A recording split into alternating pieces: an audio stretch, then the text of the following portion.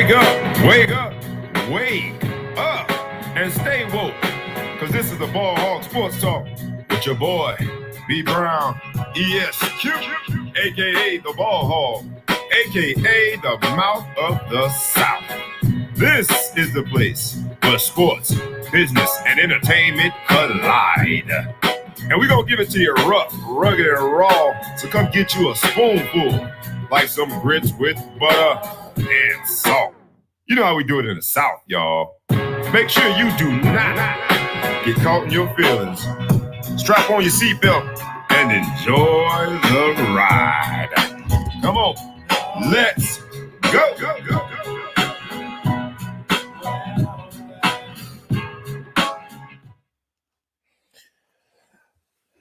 Y'all know what it is. What's up, and what is up? It's the Ball Hog Sports Talk with your boy, B. Brown, ESQ, a.k.a. the Ball Hog, a.k.a. the Mouth of the South, a.k.a. Mr. Excessive Celebration, a.k.a. we are here an hour earlier just to check y'all temperature, make sure everybody is awake, make sure things are going smooth.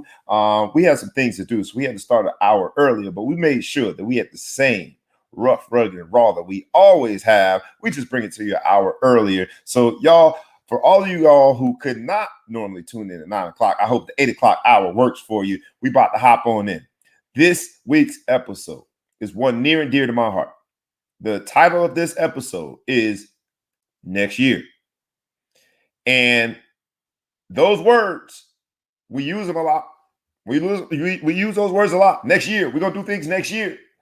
But we are now, today, a year out from the beginning of this coronavirus thing, before it had the nickname COVID-19, before it had snatched so many precious lives. It was a year ago that we were faced with what this was. And today's episode is going to just deal with the reality that all too often we put things off to next year. All too often we think that I'll get that done later. And if anything that we have learned over the last year, hopefully, one of those lessons is don't put it off. Tomorrow, what you can do today. So we're going to hop in. It's going to be a great show. You know how it is. We start with the 3 and a possible. That's sort of the legacy part of what we've done. I'm going to bring in some great people. We'll go the 3 and a possible, and we'll get in some other episodes. And if you have not been here before, strap on your seatbelt. The Ball Hog Sports Talk, where sports, business, and entertainment collide. We do it rough, rugged, and raw, and it's going to go down like a good old bowl of grits. And y'all know how we do the grits with butter, not sugar. All right, with no further ado, let's hop on in. Let's start with 3 and a possible. Bring on the crew, and we're going to get right into the Ball Hog Sports Talk. What's up, Miss Majestic Mind? What's up, superhero DJ John Quick, the Maverick, and the Maestro? How are y'all? What's up? What up? Y'all know how it is. 3 and a possible, like a pretty decent spades hand, or maybe average spades hand. But we going to just get right in. There's some topics that we looked at throughout the week that we think are worth conversation, and we're going to have a little debate about them. And for those of you all who have followed the Ball Hog Sports Talk, you know that we very seldom agree. So we argue. Debate. So this is the beginning of the debate. Ball Hog Sports Talk. Topic number 1 in the next year episode has to start with Rudy Gobert, because we all recall all too well a year ago when Rudy Gobert was in the post-game interview room touching mics. Pause. He was around there grabbing every microphone, just making fun of this thing called coronavirus, because at the time we didn't know what it was. Rudy Gobert, fast forward, is probably at the height of his career. He got paid. He was an all-star, although he was the last pick of the all-star game. He still was an all-star. Rudy Gobert is where it starts in terms of a year ago, and where I think is a good place to pick up on this episode next year. Let's get in, y'all. What do y'all think? First off, just a personal anecdote. This was the last day in the office for my entire team. My boss politely came in after a boozy lunch that started like 10 a.m. and he said, that's bougie or boozy? Boozy. Boozy. I got it. lot of libations. Libation. There you go. Yeah, we came back in the office and he said, gather everything, work from home from now on. And it's been that way for a calendar year. And it's going to continue to be that way because we ain't trying to die. And that's just the realness of it. So, yeah. And in that spirit of reflection, superhero DJ John Quick, I don't want to say where were you when you heard of coronavirus, but we've had a year to think about what this thing has become. It's grown, it's evolved, it has unfortunately created havoc in our communities, especially in the Black community. A year out, sort of give me your point of reflection. I think of Rudy Gobert because it was that moment where you realize, hey, this thing isn't a joke. The same guy that was grabbing all on microphones trying to make fun of it was the same one a few days later that had tested positive and abruptly ended the NBA season, and which eventually resulted in the bubble. But at that moment, we were in complete flux. A year reflection, what say you? He was young, stupid. He made a mistake.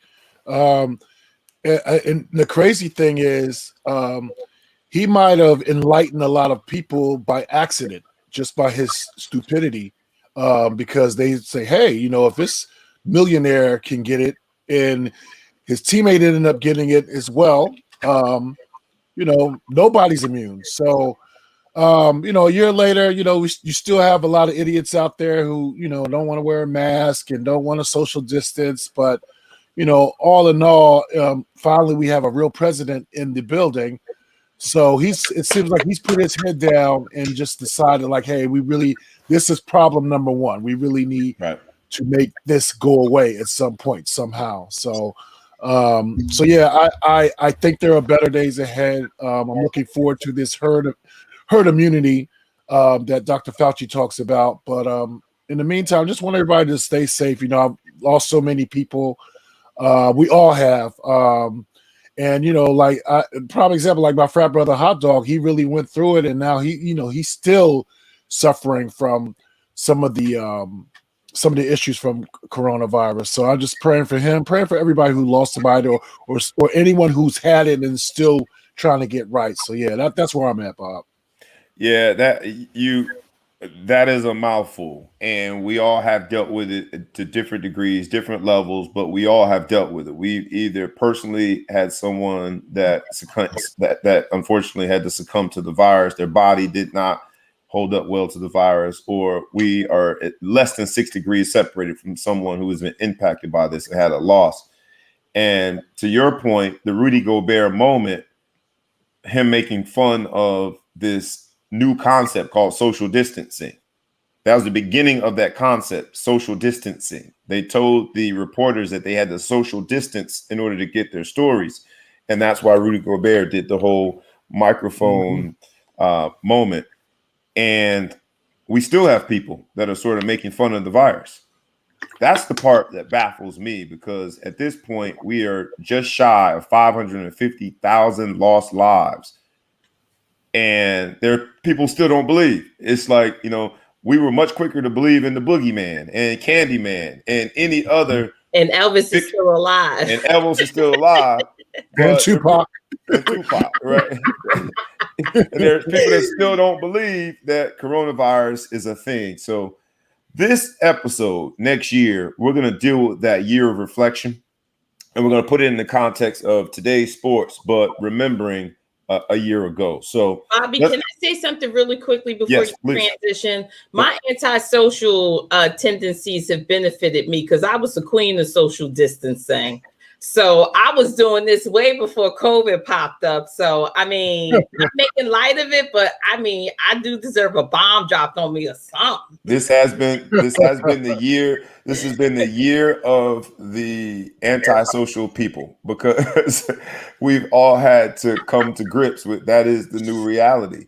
And that new reality, fast forwarding, gets us into this week's episode next year. And we're going to talk about this week's storylines in the way of sports business and entertainment.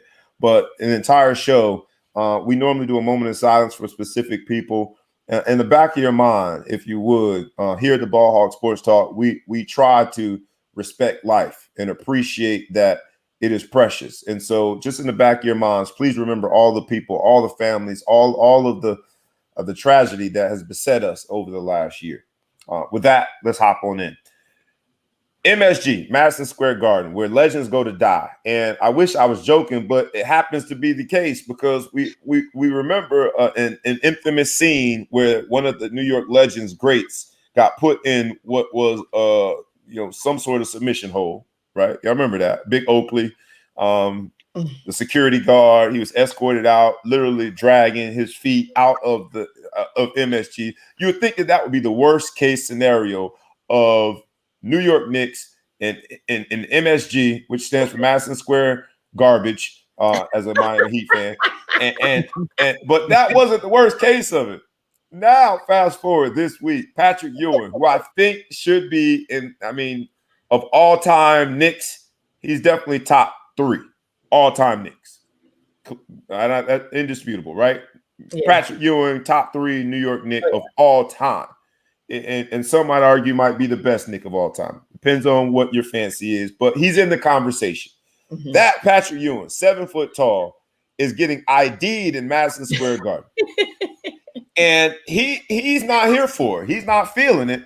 He feels as though it's an insult, like people stopping him, getting his name badge.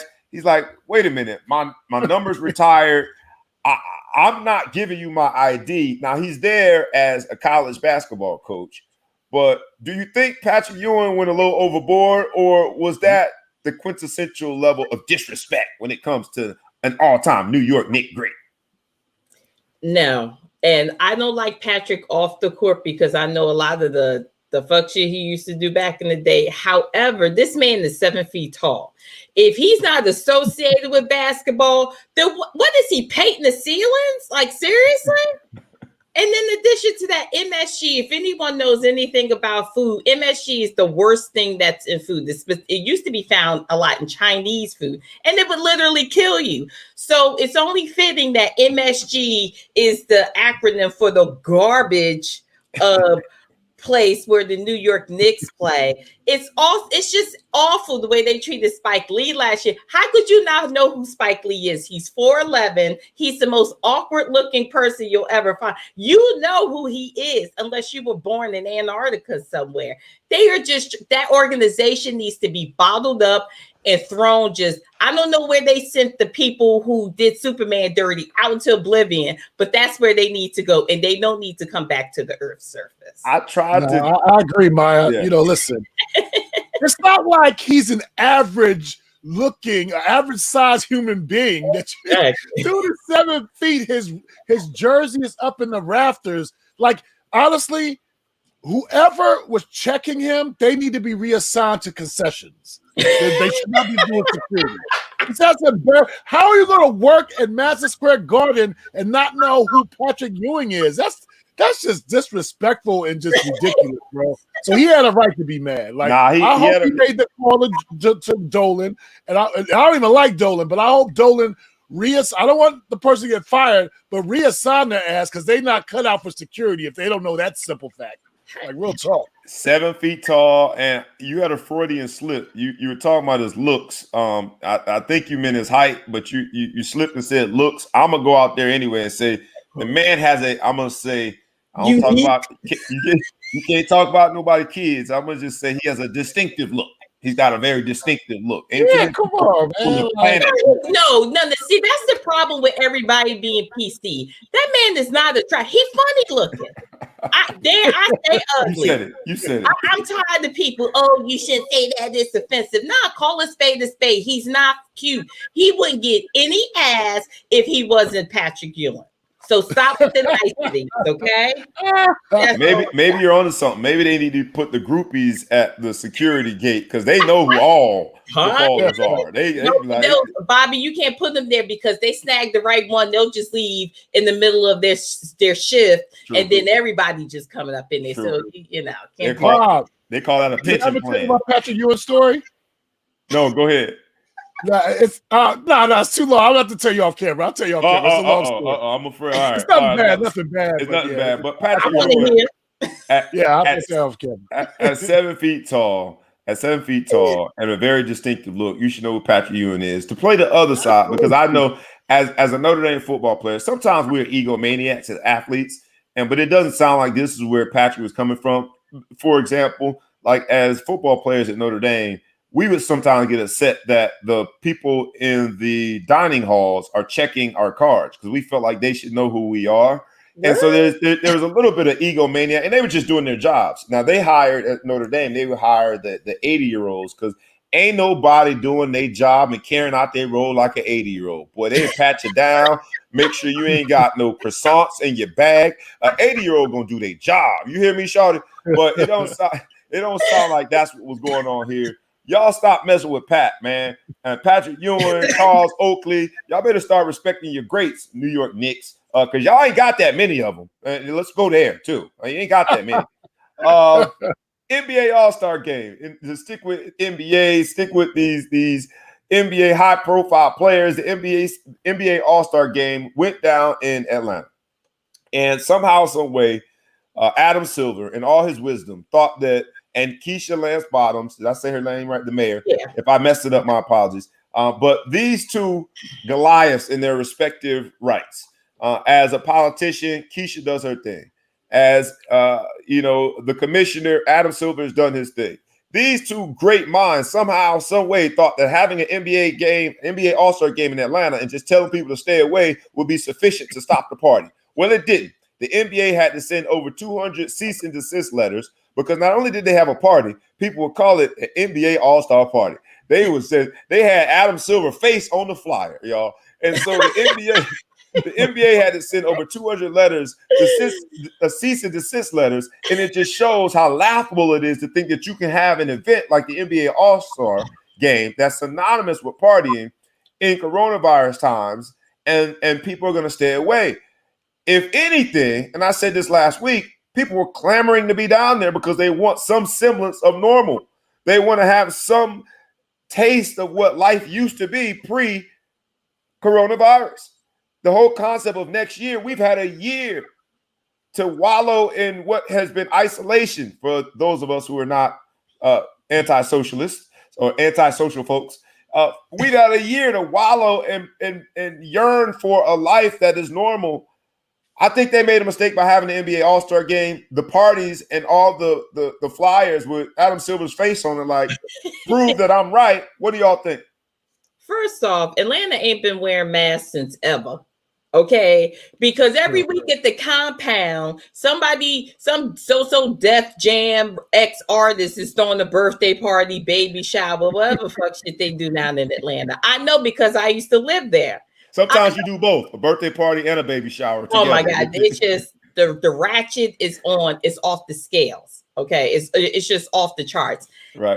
And if you're so concerned, I said this last week, if Adam Silver was so concerned about his players, that All-Star game would have been in a bubble and it would not have been in Atlanta. At the end of the day, these sports corporations, because that's what they are, only care about the bottom line. They knew it was going to generate money, which it did. I don't give a shit how big you spray paint Black Lives Matter all over the place. You clearly don't care about Black lives if you put your players at risk to potentially contract COVID virus. And we're not even going to talk about Ben Simmons and Joel Embiid. So I'm going to leave that to John. Yeah, I'm with you, Maya. That game shouldn't have been played if you really care about the players. So I don't want to hear nothing about, we are so concerned about the players' health or whatever. You had an unnecessary game in Atlanta where they've been wide open since June, like wide open. Like I've gotten asked to do events down there and I declined because I didn't feel comfortable. So, I've come to the conclusion that they must have a different strain of coronavirus or they're lying about what's going on in those hospitals. It's one or the other. Because I see these parties going on. All-Star Weekend, it was probably more people, but they've been doing this since June. So as event curators, the maestro, superhero DJ John Cook, you and I are throwing events together. I'm just mad that I've never been innovative or creative enough to put Adam Silver on my flyer. I've been missing out. He had all them cease and desist letters. That wasn't the only shenanigans going on the court, but also off the court. Yaz the Stallion, who is now a household name for all the wrong reasons. She is a knockoff of Meg the Stallion, and I might be mispronouncing it, but she's from Philadelphia. She got down to Atlanta, only had $400. She thought that this story is so messed up that I gotta talk about it. She thought that her unemployment check would hit between the time that she left Philly and returned from Atlanta back to Philly. She thought the unemployment check would hit, and it didn't hit. So she took $400 and a dream down to Atlanta and had to start a GoFundMe to get back. Well, Lil Yachty is just straight clowning her. Other celebrities, including 50 Cent, because he don't miss any opportunity to clown somebody, is straight clowning her. And she's not even upset. She's like, I'm laughing with y'all. It is what it is. Lil Yachty and 50 Cent said my name now. So it goes in the category of any fame is good fame. To go down there with $400 and think you're going to be able to make it back, you would think it's crazy. But it ain't that crazy because there has been reported and proven that a bunch of IG models went down there, and because the hotels were sold out, they had to stay in U-Haul trucks. I'm just going to go out here on a limb, black folk, and other folk, because I don't know that it was just black folk. Yaz the Stallion happens to be black, but something tells me she wasn't the only person went down there with insufficient funds for a game that's supposed to be an exhibition.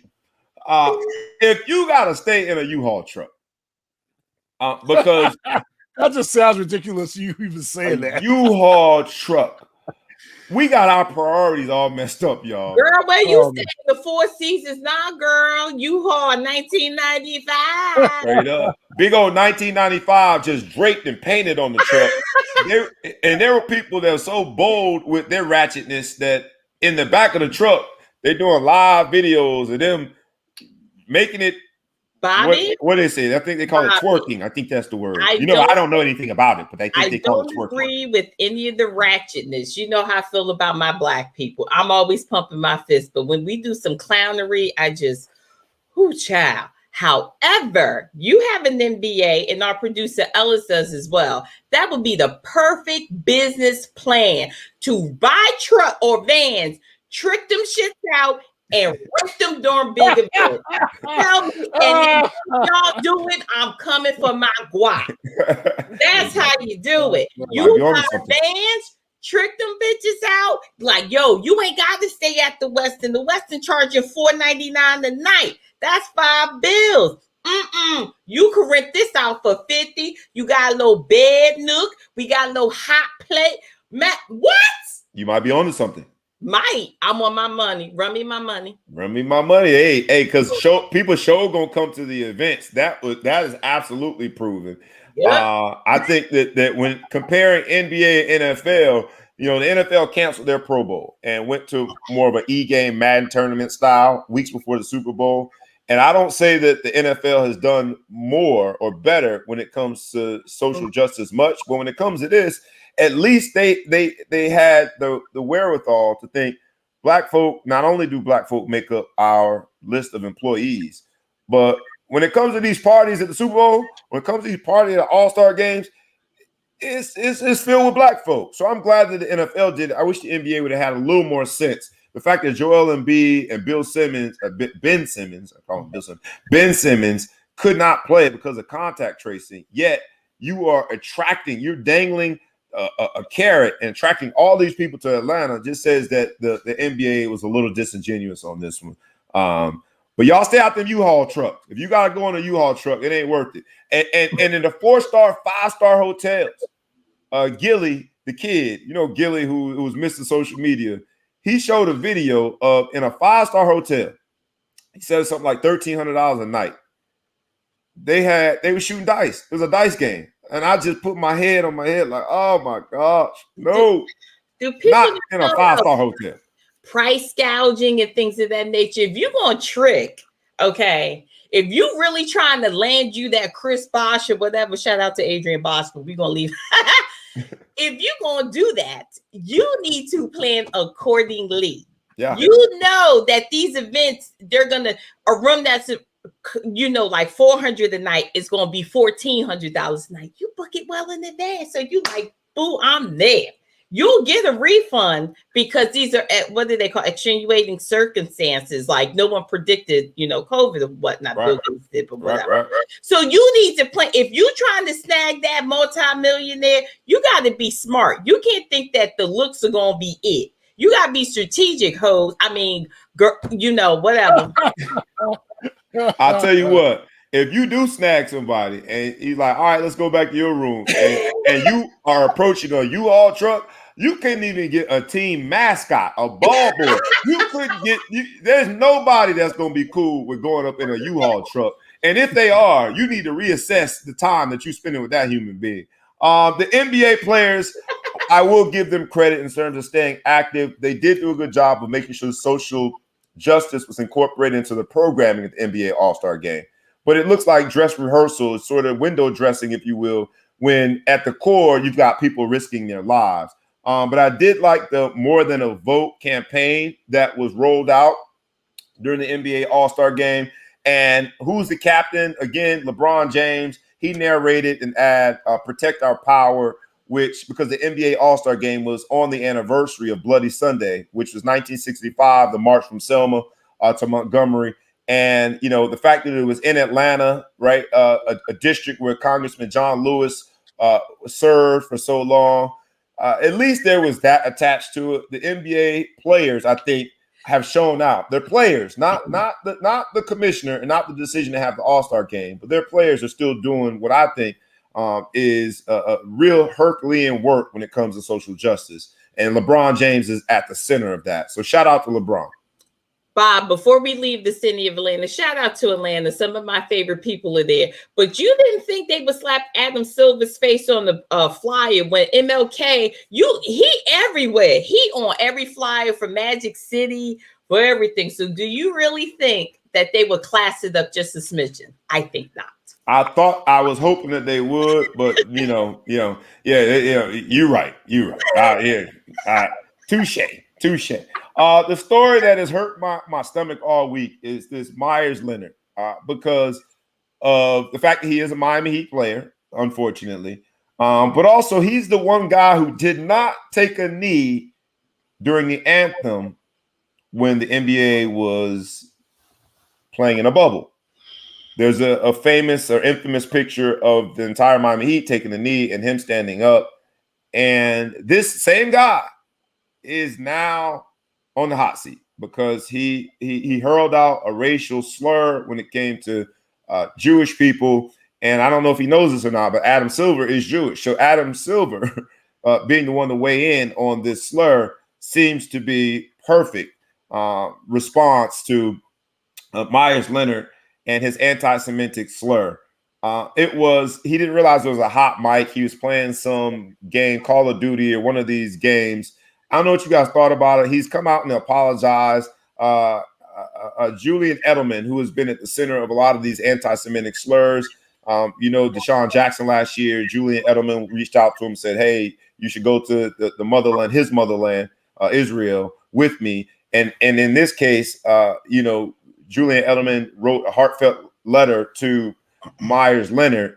I don't know what you guys thought about the story, but I will say this: when it comes to the Jewish brethren, they don't shy away from addressing issues like this. They don't shy away from saying, "Nah, we got to pull the plug on him." And I think as Black folk, not to compare and contrast, but I will say as Black folks, we have been sort of socialized such that we got to just deal with it. Racism is part of what we have to experience. I love the fact that in this case, they aren't going to just live with it. And Meyers Leonard has been suspended for a week, fined, and something tells me that we haven't seen the end of his penalty. He probably won't ever play. I don't know. I won't say he won't ever play again, but Meyers Leonard is in big trouble. What do you guys think about it? He's trash anyway. So, you know what? He's not going to play for the Miami Heat this season anyway. He's injured. And I guarantee, and this is the last year of his contract. So he is beyond stupid. You know what I'm saying? So, again, this is not his first, controversy when it comes to race. Obviously you referred to the bubble. So no, I don't think any team is going to sign him.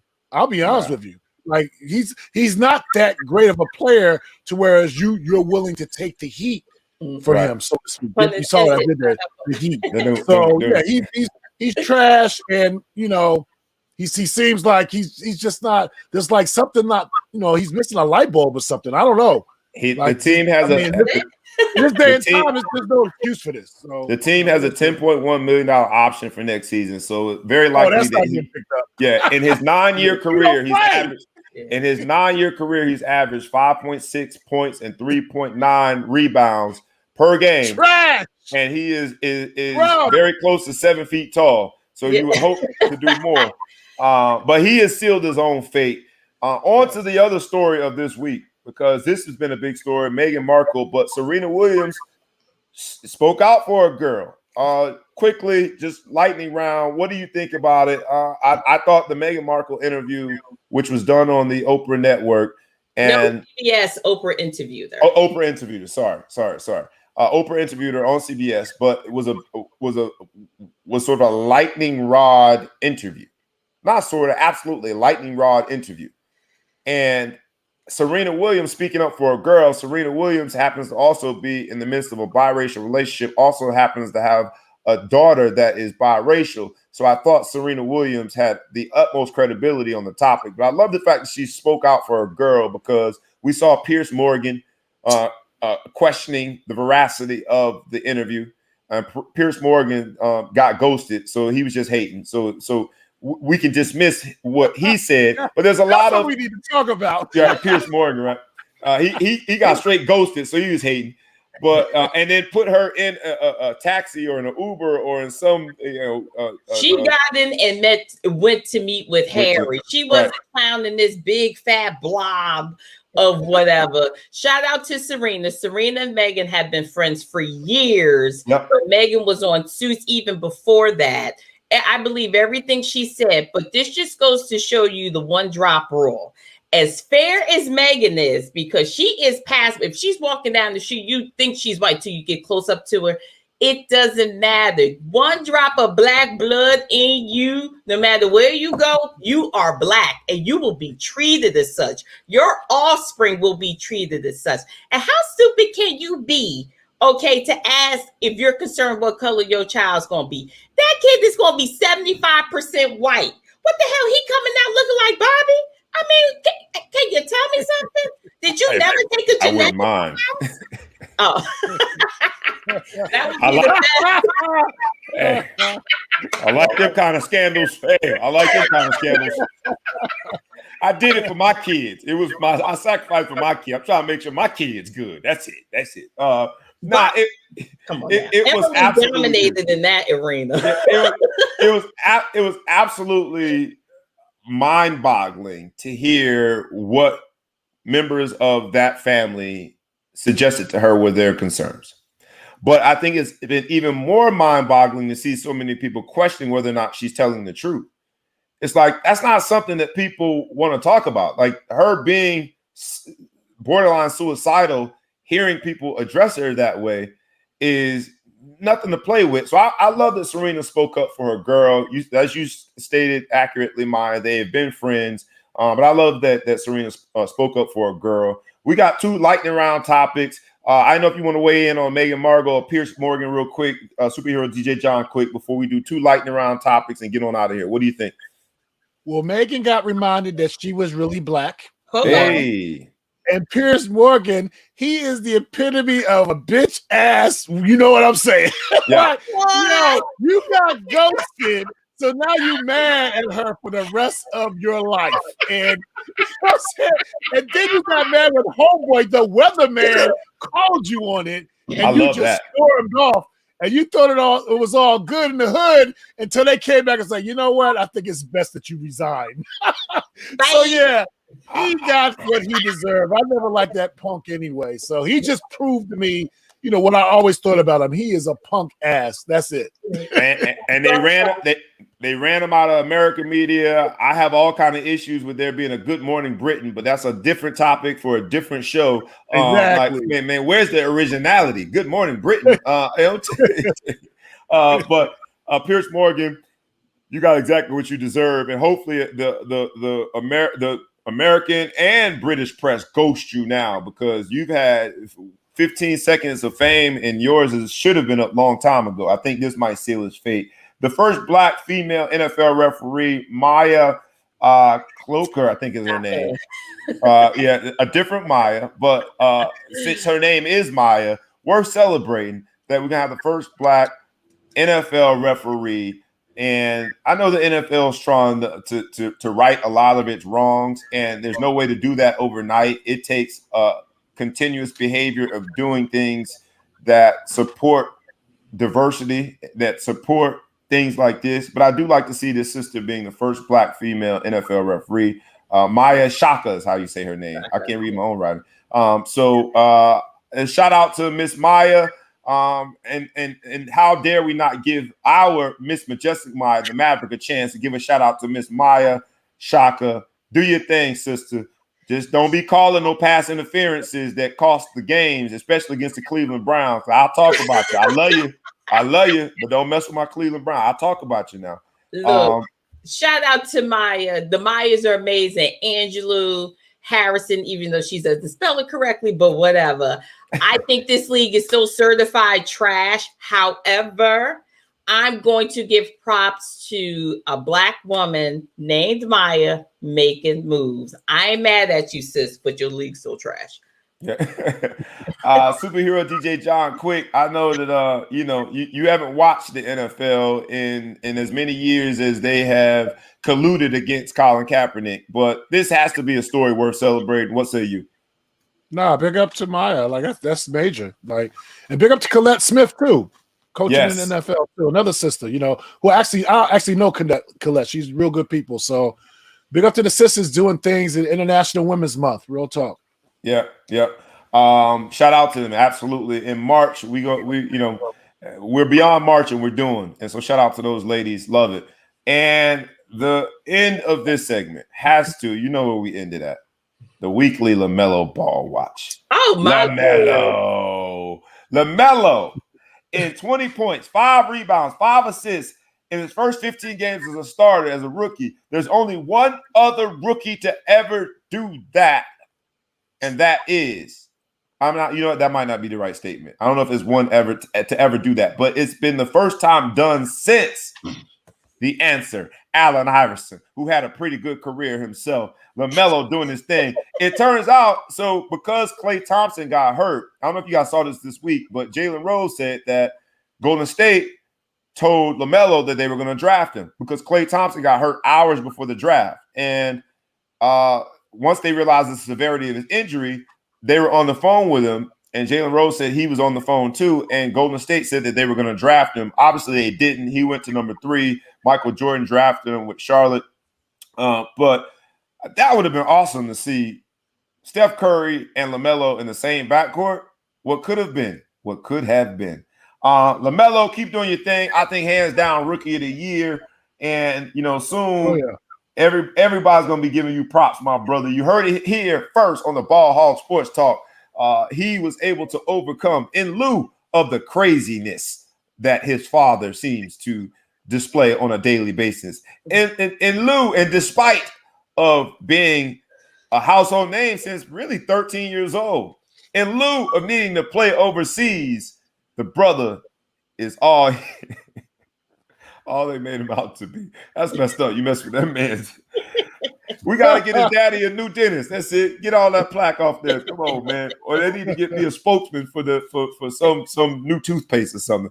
All right, y'all. That's 3 in a possible. Y'all know how we do it. A great segment. We're going to bring in Big Flo from the Big Flo Show to get us into traffic court. This is the second quarter. Stay tuned. It's the Ball Hog Sports Talk. If you didn't know, now you know. And like we ask you every week, before we start traffic court, I will be remiss if I don't say this because we did start an hour earlier and I forgot to say it. But like we ask you every week, humbly, please please comment, please share, tag a friend, tag a foe, tag anybody you know. If you are in the podcast world, you can officially find the Ball Hog Sports Talk in the podcast universe. So subscribe to us. And with that, no further ado, strap on your seatbelt. Here comes the traffic court. Y'all know how we do it. We get into these topics And we have the judge, myself, B Brown ESQ. We have the jury, Big Flo from the Big Flo Show, and superhero DJ John Quick, and we have the executioner, none other than Miss Majestic Maya the Maverick. So let's hop on in, y'all. Track the court.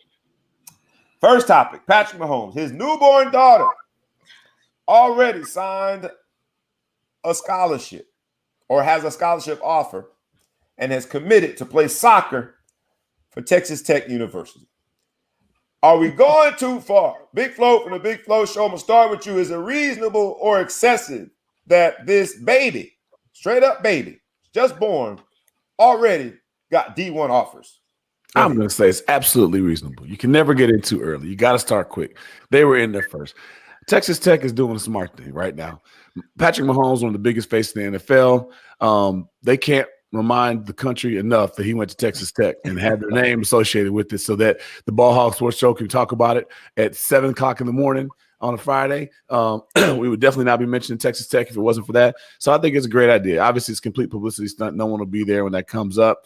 But just adding any information and just tying as much as possible, make it a symbolic gesture that somebody brings up for years to come is great. Great marketing.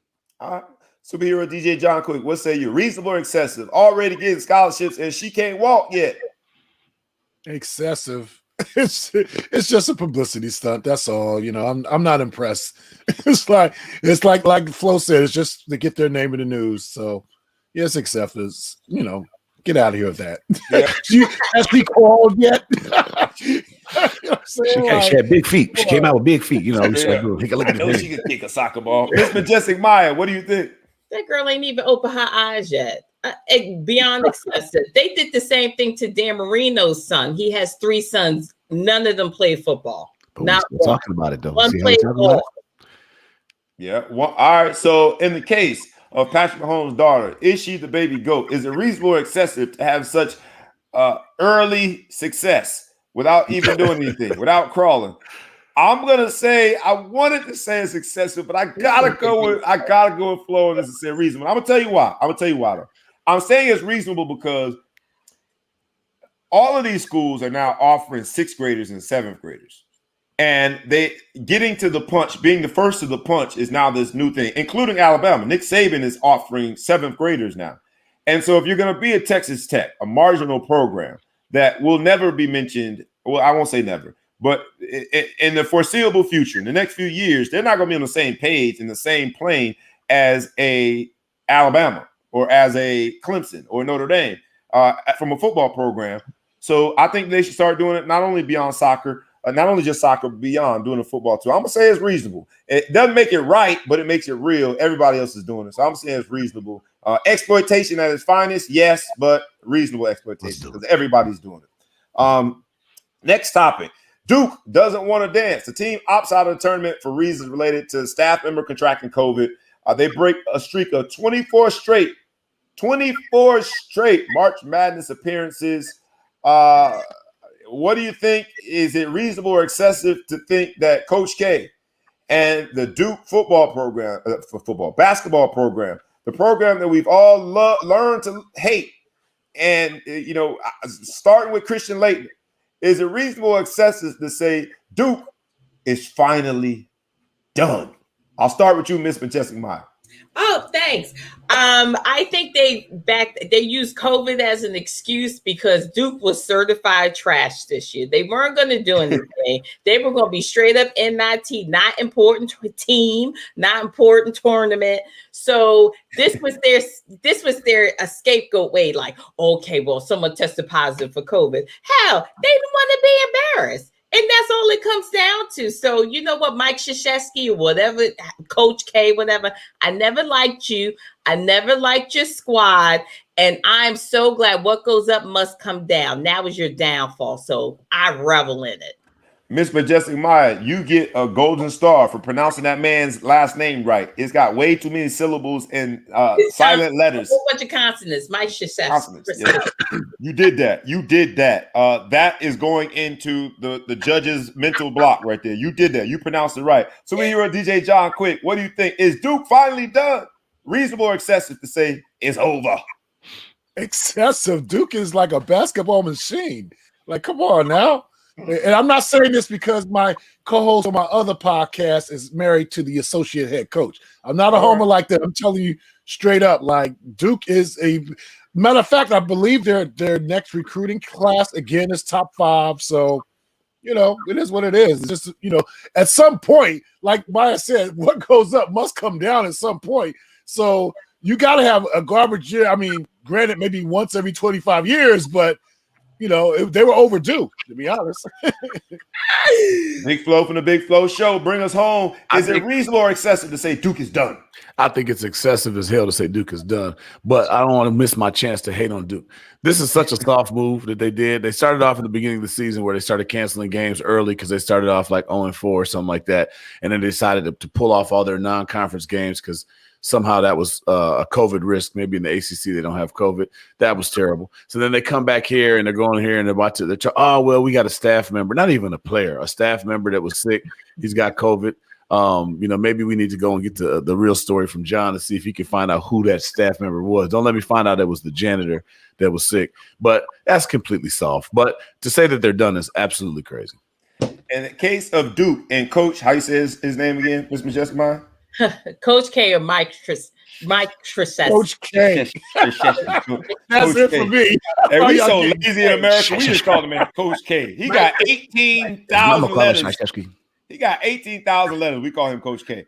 In the case of Duke and Coach K being done, is it reasonable or excessive? I got to go with the executioner. It's reasonable. And I'll tell you why. Jalen Johnson, a freshman, he left the team to focus on the NBA draft. You got this new overtime league or whatever it's going to be. You've got this growing number of alternatives and people and opportunities that are going to undermine what we knew Duke to be. And this is just the tip of the iceberg. This is the beginning. I'm telling you, Coach K and Duke, finally, you are done.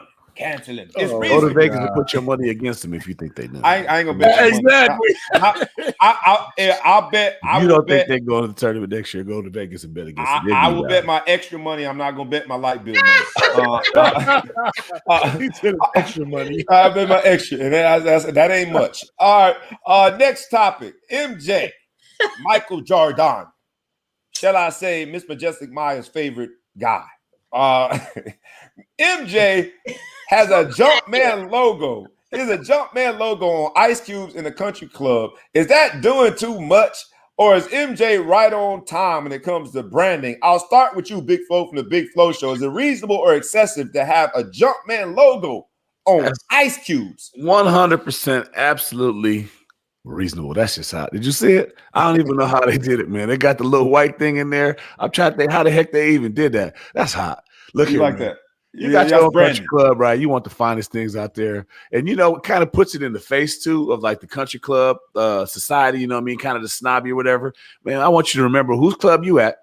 And I want every time you sip your drink, I want you to think about whose club you at, right? So don't come in here with all this no women allowed, no blacks allowed, whatever. You got the jump man in your drink. And that's absolutely reasonable. You know what? I was leaning at you. That was a good one. Superhero DJ John Quick, what do you think? Reasonable or excessive to have Jumpman ice? Flo, get out of my mind, because that's what I was thinking. It's like, this is him saying, this is Michael Jordan sticking it to the man. That's what that is. Like, that's cool. You in the club, you may be a millionaire. I'm a billionaire. You just remind them, like, this is billionaire stuff. This is what we do. So, I'm with this. This is totally reasonable. I'm here for all of it. Give me a drink. Somebody buy me a drink. Exactly. Buy me a drink. Make sure you got that Jumpman ice in it, though. Matter of fact, you know what? Give me one of them big gallon joints and put 23 ice cubes in it.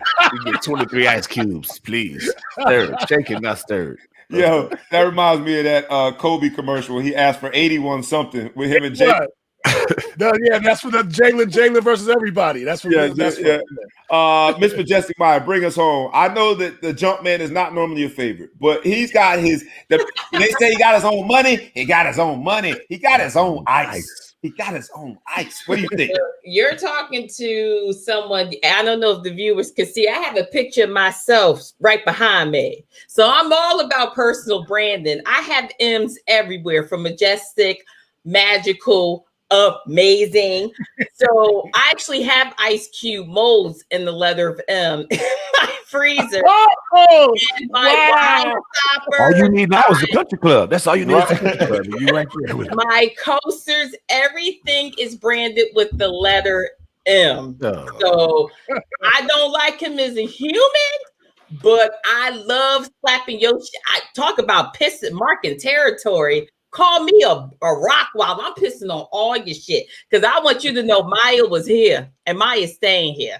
I'm for it. It ain't excessive. It's beyond reasonable. I gotta admit, y'all shocked me on this one, but I think the level of petty to put my logo on your ice. I love it. It's perfect. I was ready. I was so ready to say excessive because I thought that's what y'all were gonna convince me of. But I can't argue or dispute anything that you said. I'm gonna say it's reasonable. MJ, even when it comes to keeping your beverage cold, is the ultimate competitor. You're gonna have a Jumpman logo on your ice. So shout out. We quote your favorite singer, Luther Vandross, never too much. You can never have too much of you. Never too much. All right, y'all. We got prime time. He's helping Jackson State get to prime time. Deion and JSU has moved up to ESPN2. We talked about the prime time effect. Is it reasonable or excessive to give him credit for what is now sort of this bringing JSU specifically, but historically black college and university, because they can't play themselves. They're always going to be playing another HBCU. Is it reasonable or excessive to give primetime credit for what is now primetime coverage? I'll go with you. End it with you last time. Start with you, Miss Majestic Mind. I would say reasonable. And this is why, because no one knew about Jackson State before Walter Payton and after Walter Payton.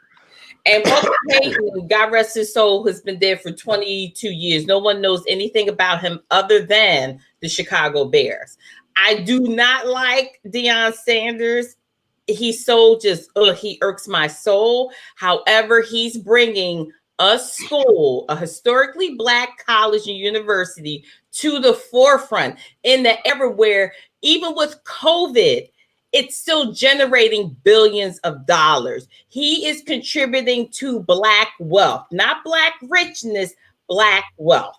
I'm here for it. Shout out to Deion. Shout out to whoever did your headline. They did a great job. And shout out to bringing these young black men to a school, especially in Jackson, Mississippi, who I don't know if you guys know, Texas, when they were affected by the whole freeze out, so was Jackson, Mississippi. They haven't had running water in weeks. And the city of Jackson has literally been shut down because of all of like the tail end of the antiquated piping and system, all of the infrastructure. Bringing the U-Haul trucks. So him being there is actually a really, really great thing. So shout out to Deion for that. Superhero DJ John Quick, reasonable or excessive to give primetime, Deion Sanders, the MVP of bringing HBCUs to primetime? Listen, we wouldn't be talking about Jackson State if Deion wasn't there. Let's keep it 100. So that's the most simplest answer I could give you. Like, Deion gives any school instant credibility. He's a Hall of Famer. He's arguably the best player ever to suit up at his position. So yeah, it gives him instant credibility, and I'm totally here for it. And I'm so happy that he decided to pick an HBCU to coach at. I think it's definitely I hate to use the word wonderful, but it is. Right.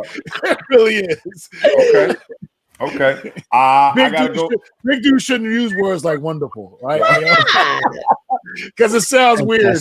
Fantastic, DJ Quick. You know what I'm saying? Like, I'm saying, you're wonderful. That don't sound right.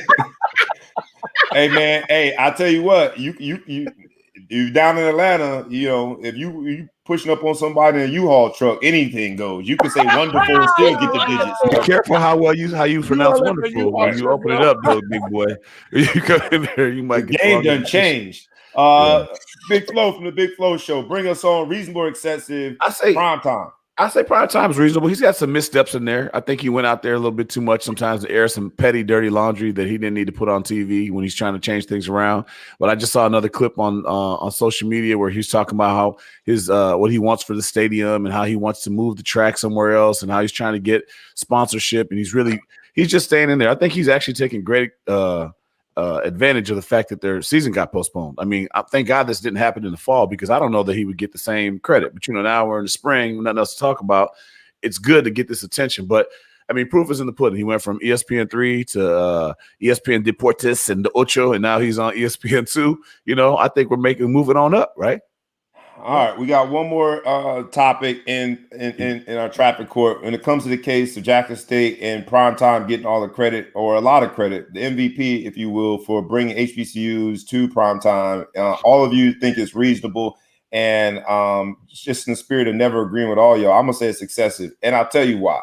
Not only because I want to be disagreeing with it, or to disagree with you, but in addition, I just think that the HBCUs have been what they are and then some before and will be the same and more after Deion. I think if you give too much credit to Deion, who is probably on a very short leash before he goes to Florida State, then a lot of the accomplishments, a lot of the developments that have happened over the last year with HBCUs, they sort of just go out with Deion. So I'm going to say it's excessive. I think Deion is a marketing machine, but I think he is giving HBCUs a good example of what they could do if they just hire marketing gurus that might not be Hall of Famers, but know how to get the stories out there, because there's been good football before Deion. There'll be great football after. There have been great schools and great academics before Deion. There'll be great schools and great academics after Deion. And so I don't want to give him too much credit. I think Deion is what he is. That's why we call him prime time, is because he was a marketing genius back when he was a draftee. He's a marketing genius now. Go ahead. You're forgetting the fact that he's with Tracy Edmonds, who used to be married to Babyface. You talk about a marketing guru. Exactly. That chick takes the cake. So if we give him credit, give it to Tracy as well. Okay, give her flowers while she's here, because if you know anything about it, and John can attest to that chick, you talk about marketing, she wrote the book on it. So don't give it all to Deion, give some to Tracy too. That rubbed off on him. Even more of a reason why I'm going to say it's excessive, because I just think that Deion's getting a little too much credit. I love Deion. I'm a Florida boy. I'm the opposite end of mine. I know you can't stand him.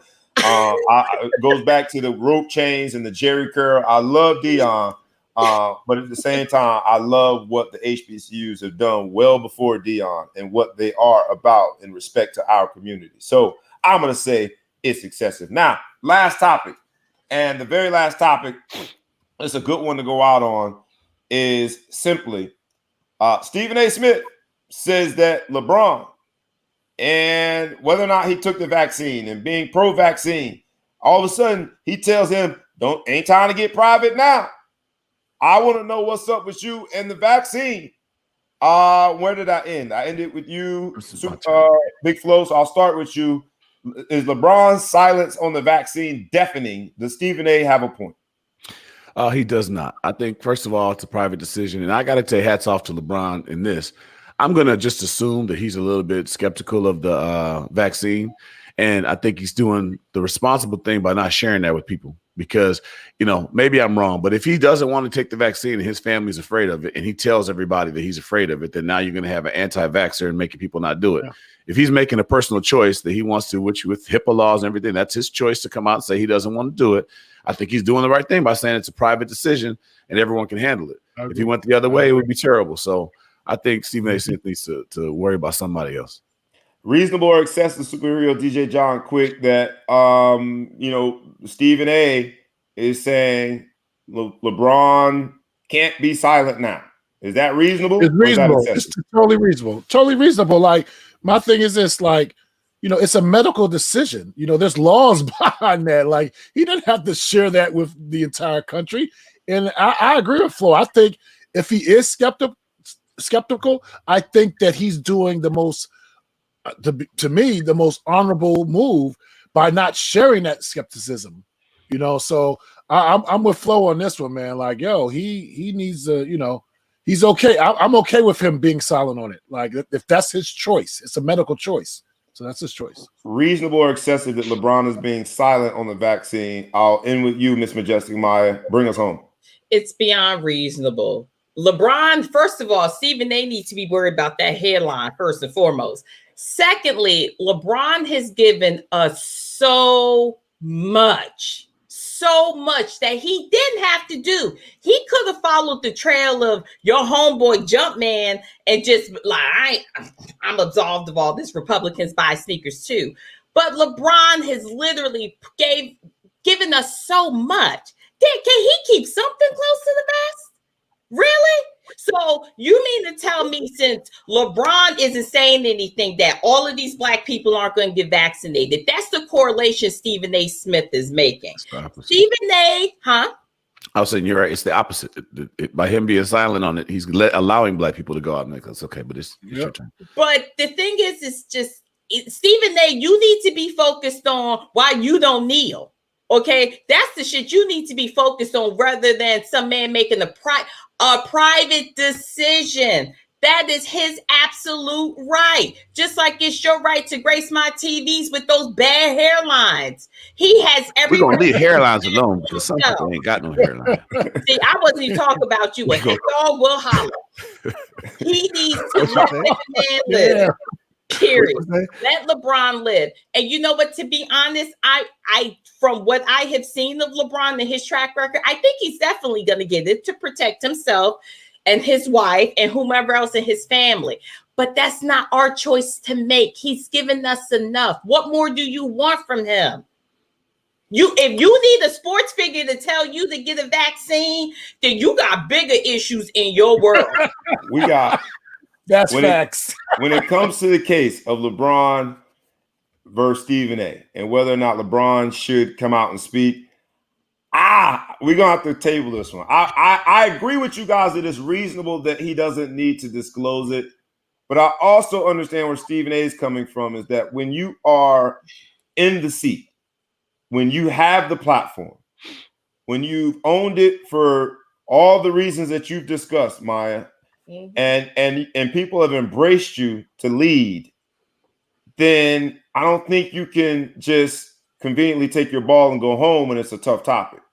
So I understand where Stephen A. is coming from too. But even if he doesn't give us his personal revelation about how he feels, LeBron is a leader of our community, whether you like it or not. And I understand where Stephen A. is coming from, saying that don't be silent now because vaccination and lack thereof in our community is killing folk too. Just like the police officers, people deciding not to be vaccinated because they've got some debunked theory about your right toe is going to fall off in communities where so I understand where Stephen A. is coming from too. He's just saying if you're going to be that guy consistently. I'm torn on this one. To be honest, I'm not giving an opinion on this one. Stephen A. has a platform, not as big as LeBron's, but you still have a platform. If you were against it and now you're for it, you use your platform to say, hey, I know about the Tuskegee experiment. I know about, J. Marion Sims. Side note, that people don't know, that's the father of gynecology who used to, perform surgeries on Black women without anesthesia. FYI, go look that up.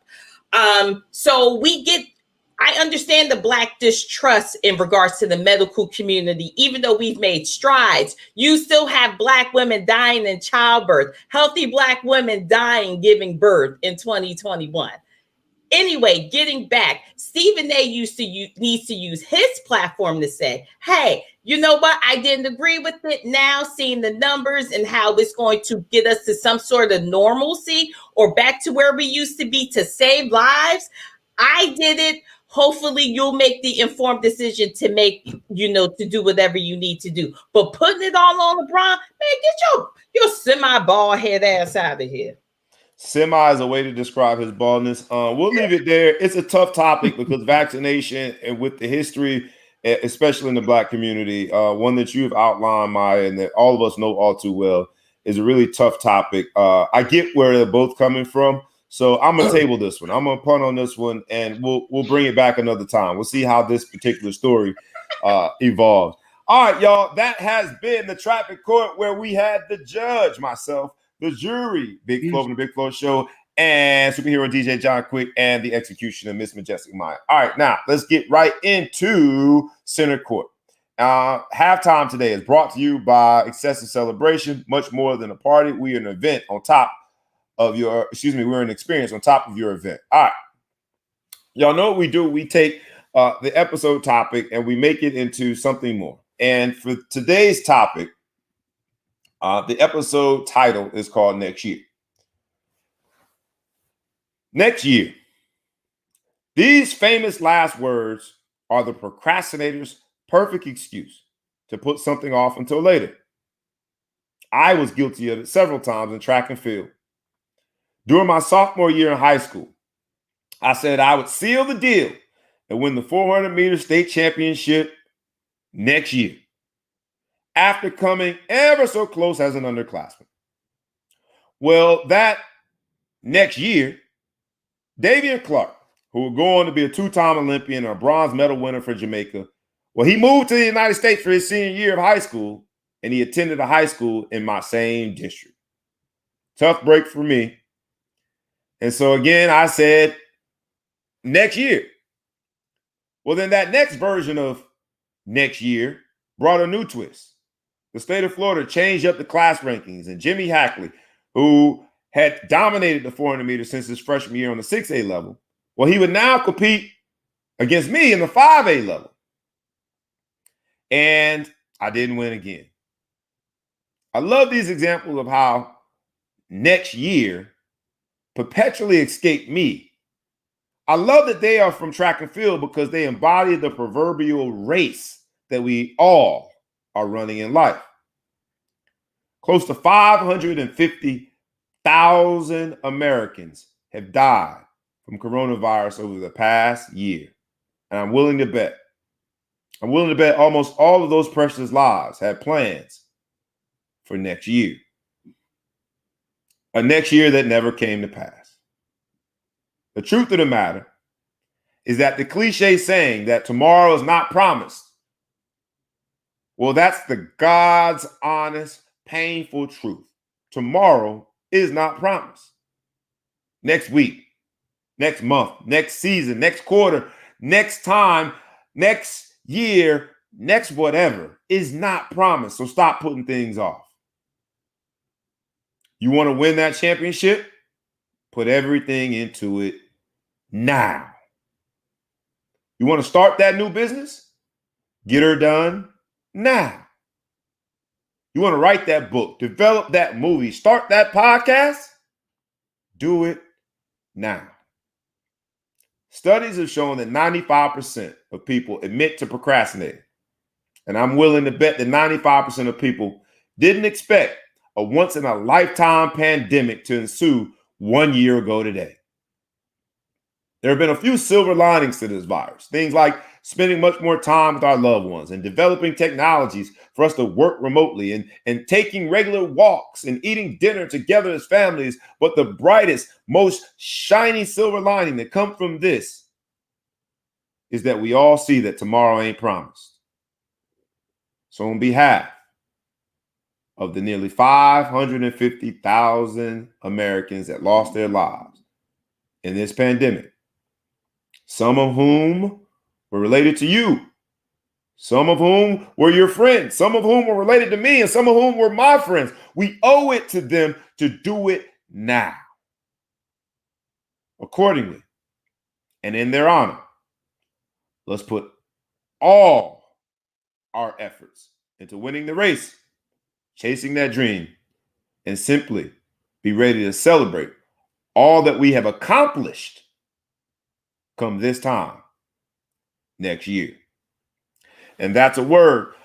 We appreciate you guys tuning in. It's the Ball Hawk Sports Talk with your boy B Brown ESQ, aka the Ball Hawk, aka the Mountain South, aka Mr. Excessive Celebration. That was our halftime report. We're gonna get right into the third and fourth quarter. We're gonna be moving at lightning speed at this point. For the third quarter, it's gonna be our sports freestyle. And I'm bring back Big Flo from the Big Flo Show. Come on in, Big What's Flo. good, America? Sorry, my little camera messing around with y'all. Hold on. Got technical difficulties. Technical difficulties. While you getting that right, I'm going to start teeing this up. Well, you know how we do. We work right through technical difficulties. If you had any question whether or not it's a live show, let's go. My hairline look better on this camera over here than the other camera. There it is. Maya touched the sore spot. She started talking about the hairline. Got me talking about hairline. I got hairline sensitivities, man.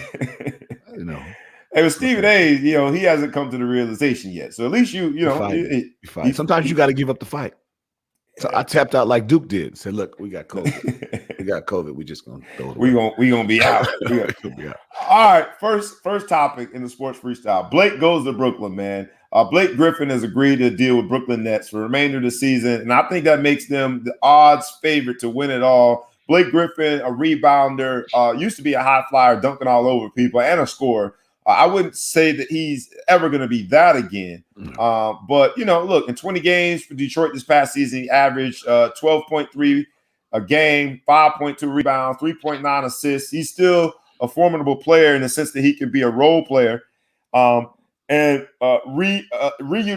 with DeAndre Jordan, what do you think about that move? Do you think that it is Brooklyn's championship to lose at this point now that they've added Blake? It looks good when you see that little promo of seeing them all come out. You're like, man, everybody on here is a name brand player, right? They got all stars. I'm very torn on Blake because I think, okay, yeah, he's definitely past his prime, the Blake we were before, but I kind of need this team kind of needs a past their prime type guy. There's not enough room for in their prime type people. There's only one ball. So part of me, I kind of went back and forth, and I thought maybe this is going to be a chance for Blake to do a resurgence and kind of, in the pursuit of a championship, realize I got to play my role. And I think if he plays his role and says, if he wants to be more like a Dennis Rodman type guy, a high flying guy, getting a lot of rebounds and doing whatever with the occasional monster dunk here and there, I think it could work. I want the Lakers to win again, so I don't like it. I didn't like to see the move, but it's jury's out. We'll see what happens after a few games. They're still 29th in defense in the NBA, and you got to stop some people, man. Everybody can score. You got to stop people. I do think Blake will help out the rebound. I just don't know if Blake can play a role. Play a role, dog. Play a role. I don't think he can be the Dennis Rodman of this group because he's just so high maintenance. And maybe he's grown and his maturity level has improved, but he was just so high maintenance and wanted to be such the diva and the center of attention. I hope he can evolve and be a role player because they don't need. They got. They don't need divas. Yeah, they do not lack divas on their team. So they got divas, boy. Mm-hmm. All right, next topic: Juwan Howard of the Fab Five. And if you think of the Fab Five, Juwan Howard, ironically, I won't say he had the best NBA career because he was a role player. To stick with that analogy, but he was a role player his entire career, but he had the longest NBA career of the Fab Five.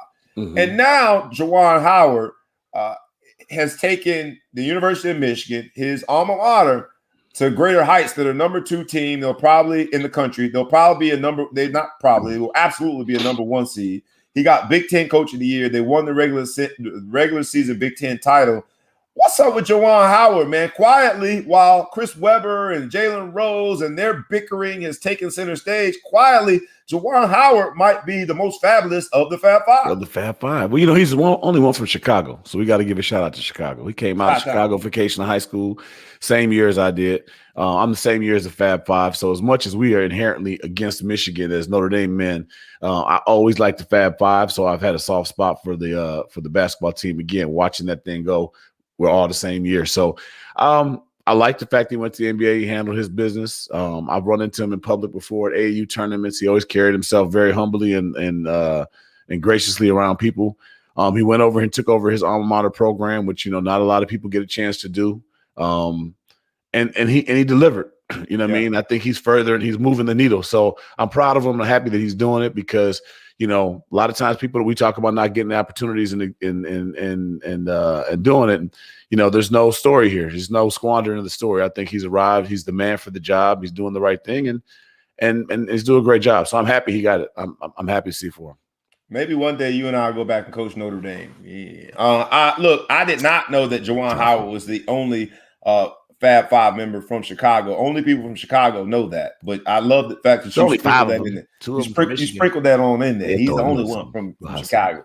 Yeah. All right. Next story, racial bias suit in NFL medical diagnosis is thrown out. The judge tosses the suit over race norming in NFL dementia tests. And we know that CTE, a lot of the tests, people were saying that this whole idea that I don't even know how else to say it other than it seems as though, from a medical standpoint, it's saying black folk was already messed up before the concussions. What did you think about this case being thrown out? And does it mean that we messed up? Does that mean I actually can't believe that this isn't bigger news than it is. I mean, as you know, we read through the stories and stuff before the show, and I'm like, am I reading this right? They threw this out that this is like the judge is saying that it's okay. So they're saying that a lot of black people, there's $1 billion lawsuit with the concussion suit. I did a show with Sean Wooden, who was part of that thing before, talking about the concussion lawsuit and the money being given out. There's a bunch of money being given out. And black people aren't getting it because they're saying your brain, although diminished, is where it's supposed to be. And somehow a judge said, yeah, that's cool. We could do that. Are you kidding me? Right. Are you kidding me? I can't believe this isn't bigger news than anything else that we had. This is disgusting.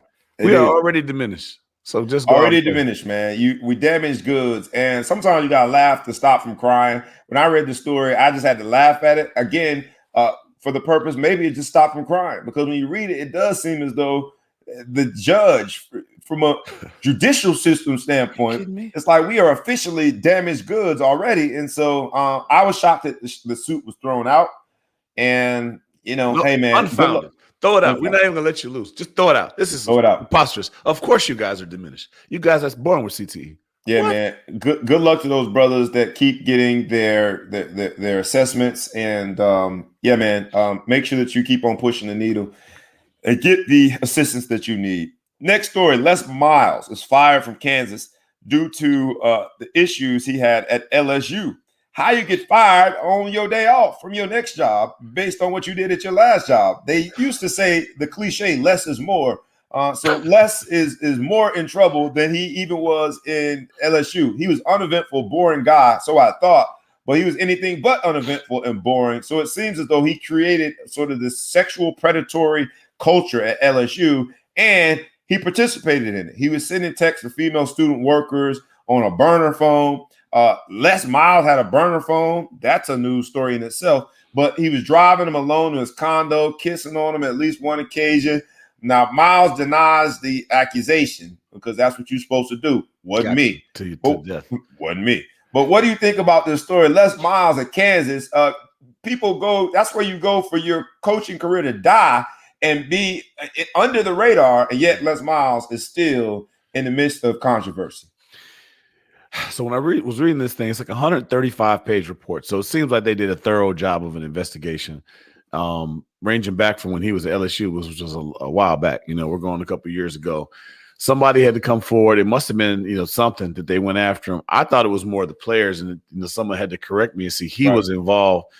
You just didn't win enough games at Kansas for them to say he's a new man or nothing like that. You're not doing anything at Kansas. Now, granted, he's a big name coach to be coming into Kansas, supposedly turning things around, but I mean, you have to. You're. How do you allow a guy like that on campus? Because if he does one more thing, you're culpable now, right? Right. So you kind of had to let part ways. What do you do? There's nothing you can do about it as a thing. I never had really heard about that, so the story kind of blindsided me hearing it. What's going on, but you got to let him go. I mean, you can't be associated with a person like that, not in this day and age. Right. Les Miles, come on, man. His burner phone. That's just a great story. It's a great story. I see Cheeky Black on here talking about Les Miles was freaky. Cheeky Black is our most notorious from our viewership and listenership, our most notorious LSU fan. I'm sure LSU folk is laughing heartily that this story is all about Kansas and not LSU, but it does include LSU as well. Les Miles, come on, bruh. Gotta do better, man. Last story in this sports freestyle segment. If for those of you who don't know, Big Flo from the Big Flo Show and I, we get together, we do sports freestyle. We do a hot 16, which is 16 minutes of bars. And so that came from that experience into this show. So glad to have Big Flo from the Big Flo Show in the Ball Hog Sports Talk. We're going to be doing more. We're going to be doing it more rough, rugged, and raw. We're going to be doing some big things. Last topic in this particular segment of the show, Iowa legend. And if you hear Iowa basketball legend, you might think Luka Garza because of the season that he's had. You might think Luka Garza because somehow, some way, the AD decided to retire the man's jersey before this year's season even ended. When you hear Iowa legend, basketball legend, you might immediately think Luka Garza because of those things. But no, there's another Iowa basketball legend. The man who Luka Garza broke all his records, Roy Marble, is a bit upset that his jersey wasn't retired. He didn't get all the fanfare. Mm-hmm. And the Iowa AD apologized to him. He didn't retire his jersey, but he did apologize to him. What do you think about this story, man? Like, well, RP to Roy. I mean, is it Devin? Whatever the man passed away. Yeah. He passed away. His son was the one that came out and was offended. When I first read the story, I'm not a huge Iowa basketball fan. I read the story and I was looking and I did not want this to be a racial issue. I didn't. And I was like, let me just Google his name. I looked, I said, damn. I mean, Iowa's been under fire for some racial issues on the football culture thing. And it's just looked at as Tapon as a school that doesn't celebrate the black athlete very often. And I just think the guy became a Hall of Famer or get his jersey retired because he outscored the greatest player in Iowa history who happens to not have his jersey retired. And something just had to smell wrong about that. And now they've apologized for it. But to his family. They apologized to his family. Right. But they didn't retire his jersey. They just said he didn't meet all the criteria to get your jersey retired or put in the rafters. So unless you come back and tell me this man was out there with Les Miles with a burner phone doing something crazy, it's tough, man. It's tough. And I don't want to try to just jump to the racial issue because I don't know enough about it, but it just don't smell right. It smells spoiled. You know, when you do the milk and you smell, don't smell right. It's right, but it don't smell right. You just pour it out just to be safe. And look, the son, Roy Marble's son, Devin, is who you were talking about. Yeah, played at Iowa from 2010 to 2014. Also was named first team All Big Ten in his senior year, so had a good career. They had every reason to be upset because it just doesn't, like you said, something don't smell right about that. We gonna retire your jersey during the season for breaking this man's record. His record, right? Yeah, It you don't want to make everything about race, but man, that feels a lot. Give me a chair. Give me something to work with, please. Give me something to work with. Help me not talk about race here, because what else is the difference? Statistically, it's proven that they're very similar. Accomplishments, it's proven that they're very similar. Roy Marble not only gave a lot to the university, but his son decided to go play and give blood, sweat, and tears to the university. And yet and still, here comes Luka Garza and all his whiteness.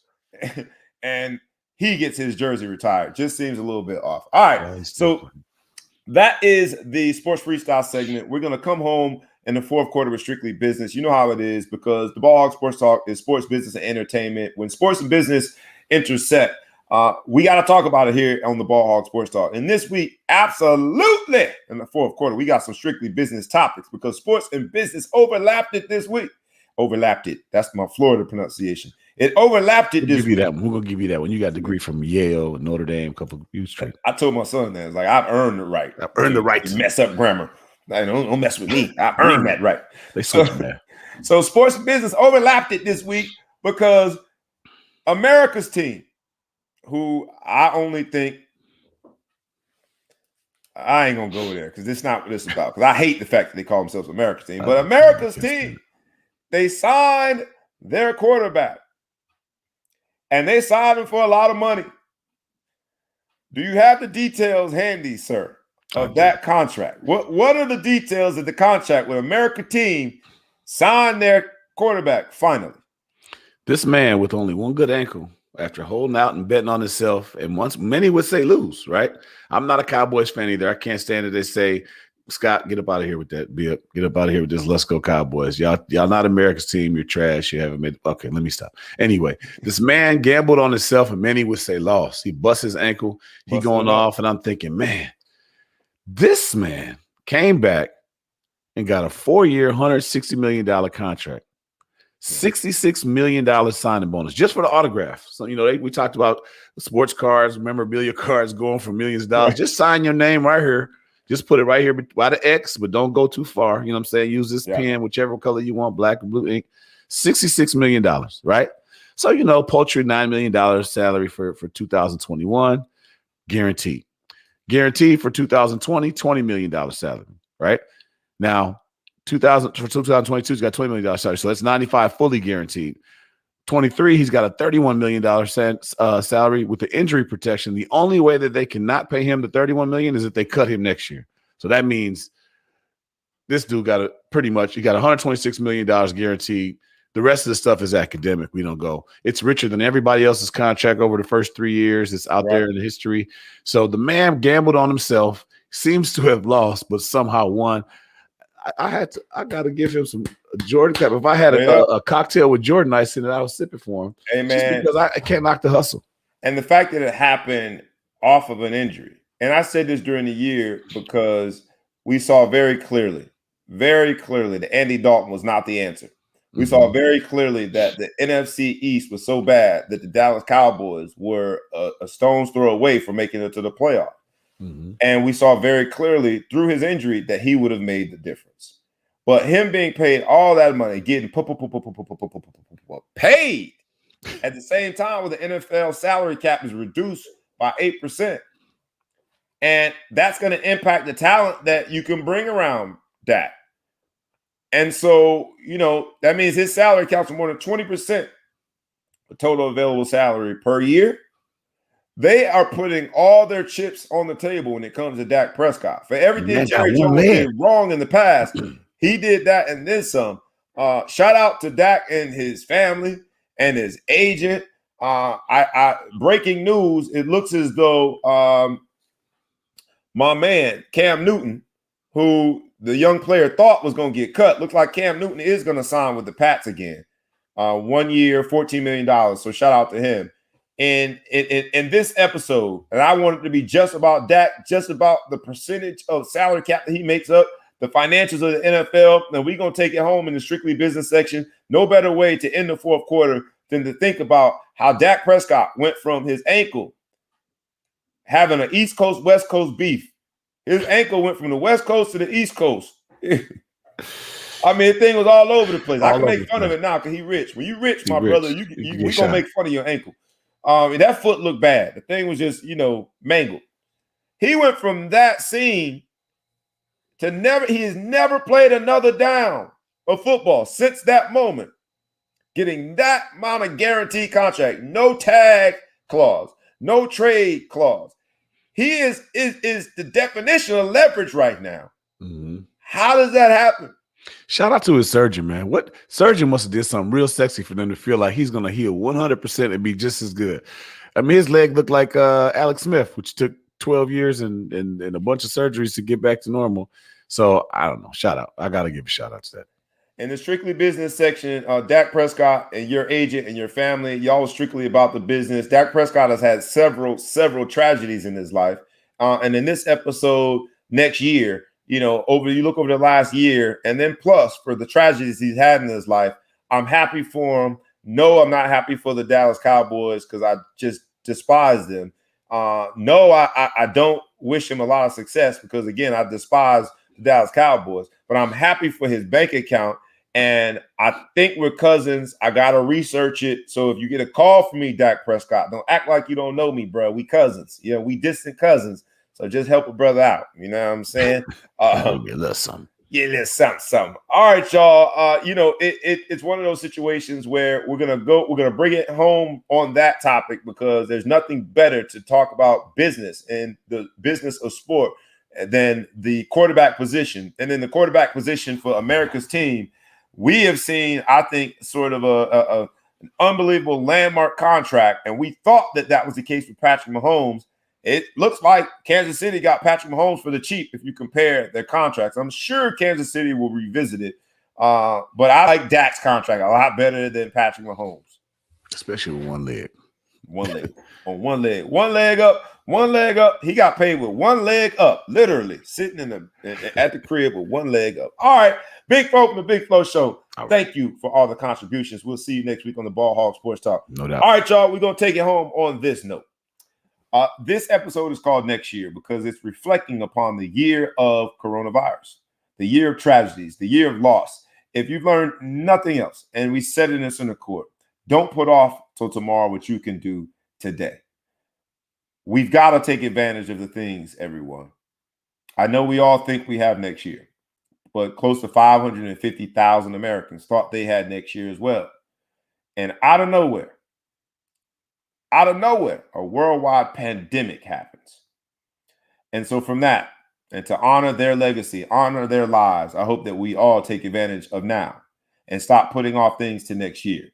This has been the Ball Hawk Sports Talk with your boy, B. Brown, ESQ, a.k.a. the Ball Hawk, a.k.a. the Mouth South, a.k.a. Mr. Excessive Celebration. We are an hour earlier, but we brought the fire just the same. Like we ask you every week, it only costs you about 3 seconds. It ain't going to be no large Dak Prescott contract. It ain't going to cost you nothing but 3 seconds. Please like, please comment, please share. Tag a friend, tag a foe, tag anybody that you know. Please subscribe to us in the podcast space. That has been the show for this week. It's the Ball Hawk Sports Talk. We'll be back next week. Y'all be safe. Enjoy March Madness. Enjoy the spring-like weather wherever you might be. Be safe and cherish the life that you live. Do not put things off till tomorrow. The next year episode, and we is out. Peace.